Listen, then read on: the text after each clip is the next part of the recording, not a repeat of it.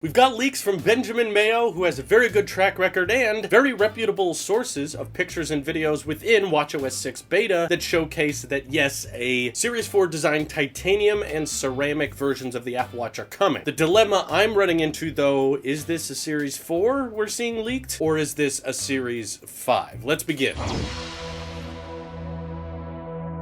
The dilemma I'm running into is it has been incredibly quiet in terms of leaks for the next generation Apple Watch this year. It may not feel like it, but in previous years we've actually had quite a lot of leaks leading up to the launch of the next gen Apple Watch. With the Series 2, it was talking about water resistance, and with the Series 3, we heard that they were adding LTE support months before it came out. With the Series 4, we knew very far in ahead that it would be a larger display with thinner bezels. All we've gotten with the Series 5 is basically they're gonna bring back the Edition, which meant, yeah, going back to a ceramic design, and that the displays would be coming from Japan, which is not really a design leak, that's just a manufacturing fun fact. Does the fact that Apple is getting Apple Watch displays from Japan guarantee that there's a brand new Apple Watch design coming out this year? Not necessarily, and personally, I can kind of see it going either way. There's a good chance that Apple will release the Apple Watch Series 5, and it'll be mostly a spec upgrade. Maybe they'll add some little features here and there. We'll get the titanium and ceramic versions, but for the most part, it'll look very similar to the Series 4. Maybe they'll lower the price of the Series 4 or lower the price of the Series 3 and discontinue the 4. That makes sense with what they've done in the past, but I feel like given the quietness of the rumors this year, there's a pretty good chance Apple will not release the Series 5 and just add some more color and material options for the already existing Series 4. The Apple Watch is already selling incredibly well. It doesn't have super major competitors it really needs to keep up with. There are lots of other companies trying to make smartwatches, but none of them are coming close to the success of the Apple Watch, so it would be very simple for Apple to decide, you know what, we're just going to keep selling the Series 4, we're going to add a couple more options, but we're just going to keep it around as our flagship watch for another 12 months, and they would probably still stay on top. Now, some people doubt that idea because they're like, no,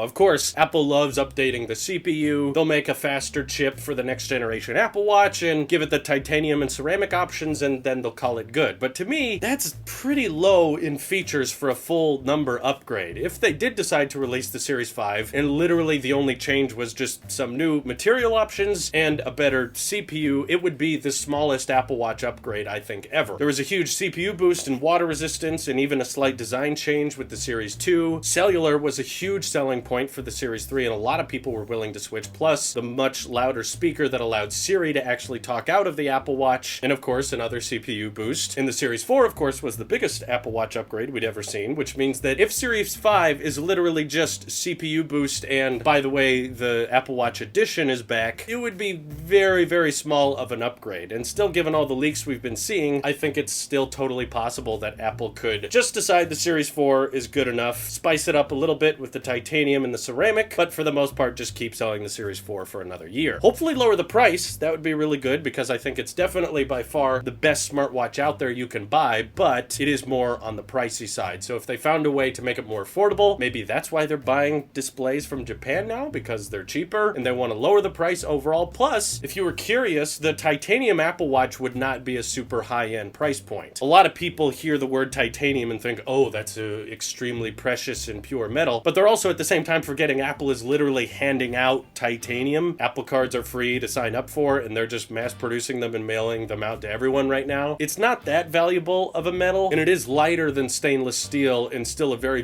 durable metal. So Benjamin Mayo on Twitter actually theorized that the titanium model that we now know is coming could very well actually be replacing the stainless steel option permanently. That's just a guess. We don't really have evidence to suggest that, but it's very unlikely that titanium will be like a fourth tier to the already complicated Apple Watch lineup now that we know the ceramic edition is coming back. That's at a very high price point because it's a very specific type of ceramic material. It's very durable, but at the same time a lot lighter than stainless steel, which is why the Apple Watch editions in the past were quite expensive, not counting the gold ones obviously. Those were super cheap, but the price of the titanium Apple Watch would likely be the same of that of the stainless steel one. Though we're not sure what direction they're taking it in, whether or not they want to make it look glossy like the stainless steel one already is, or maybe they want to take it in a more matte finish that kind of resembles aluminum, but of course still ships with that display with glass using sapphire, so it's a lot more durable. There's a lot of questions still rocking around in my brain, but to me, I have a feeling that they're not going to announce a Series 5. The CPU on the Series 4 is still plenty fast, and I know you guys are going to say, well, Apple does small upgrades with iPhones where they just update the CPU, but there's a lot more changes usually along with it. There are S years with iPhones, but usually there's a lot of additions to the battery performance or the camera getting a lot better. You don't really have that same potential with the Apple Watch though, unless they found some revolutionary technique with the battery technology, and there's definitely no camera coming this year. That essentially means that if there is a Series 5, it's going to be incredibly small of an upgrade. If anything, it would be more of a Series 4S, where it's just like, hey, it's a little bit faster, but it all looks the same, and all the features are still there. If there's any design changes, they're going to be very, very tiny, but at the end of the day, the good news is both of these leaked screenshots say 44mm, which means there's no size change this year, which is good. All your old watch bands are going to keep working, and I'm very excited to see what direction they take it in with a new titanium watch, because Apple hasn't made a titanium Apple Watch before, and they may introduce it with some new finishes and some new colors that may look really good. So still very much excited to see what they're going to unveil on September 10th, but still not entirely sure if it's going to warrant a full number upgrade for the Apple Watch line. What do you guys think is going to happen? Let me know by following me over on Twitter or joining our Discord. This is your Apple Sheep here. I'll see you guys in the next one.